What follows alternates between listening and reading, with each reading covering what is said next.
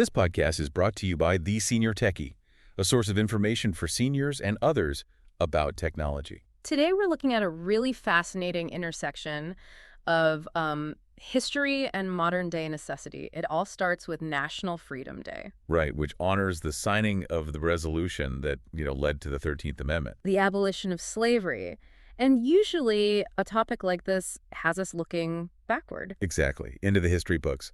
But what really struck me in the material from The Senior Techie is that they're not treating this as just some historical marker. No, they're not. They're using it as a prompt, a way to sort of take stock of where we are right now. It makes so much sense, especially for you listening. I mean, many of you didn't just read about the civil rights movement in a book. No, you lived through it. You saw it. You saw what freedom and access really meant and how that definition changed over time. And the Senior Techie says that battleground for access, it shifted again. It's not just about physical spaces anymore. Not at all. Now it's about digital spaces.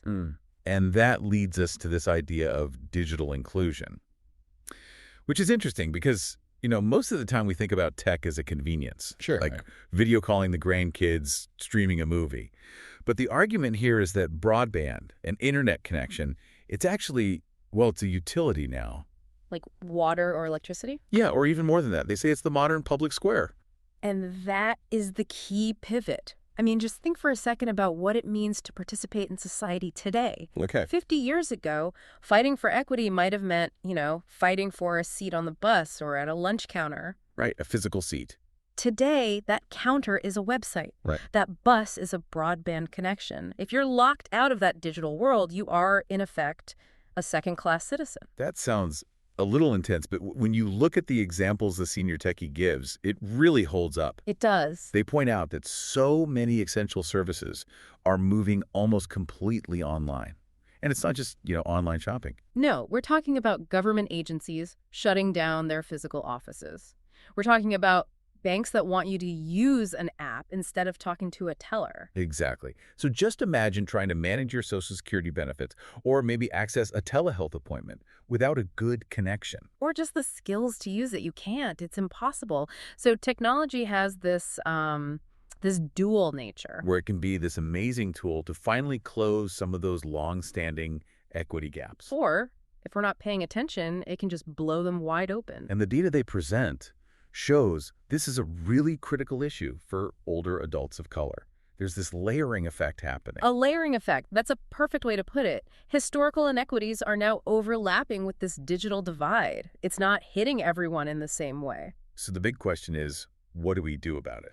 Right. And the Senior Techie lays out a bit of a roadmap, and I really appreciate that it's not just, give everyone a laptop. Well, the hardware is a huge part of it, though. We have to talk about affordability. Oh, absolutely. If a new tablet costs as much as a month's worth of your groceries, that's just not going to happen. Affordability is the baseline, yes. But the next point they make is, I think, even more crucial, and that's community tech training. You can give someone the best device in the world, but if they don't know how to use it, it's just an expensive paperweight on the kitchen table. That is the human element that gets missed so often in these big infrastructure plans, isn't it? All the time. We run the fiber optic cables, we maybe help subsidize a device, but we forget about the person who has to actually use it.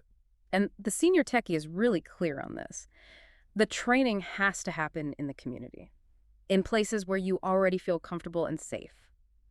Libraries, senior centers. That's about empowerment. It's not just about giving tools. It's all about empowerment. Because when you have the device and you have the training, suddenly you have agency. You can handle your own banking. You can access government services yourself. That's independence. That is independence. And that is the modern version of that civil rights progress we were talking about at the start. It really changes the whole conversation. It's not just tech support. It's advocacy. It's making sure that as the world rushes forward, we don't leave people behind just because the way we communicate has changed. Precisely. So as we think about National Freedom Day, maybe the challenge for all of us is to look around our own communities and ask that question. Are we advocating for true digital inclusion? Are we making sure that the freedom to fully participate in society is actually available to everyone? This podcast was brought to you by The Senior Techie. It's available on Apple Podcasts, YouTube, and Spotify. If you'd like to keep up with our newsletters, you can subscribe for free by going to thisseniortechie.com.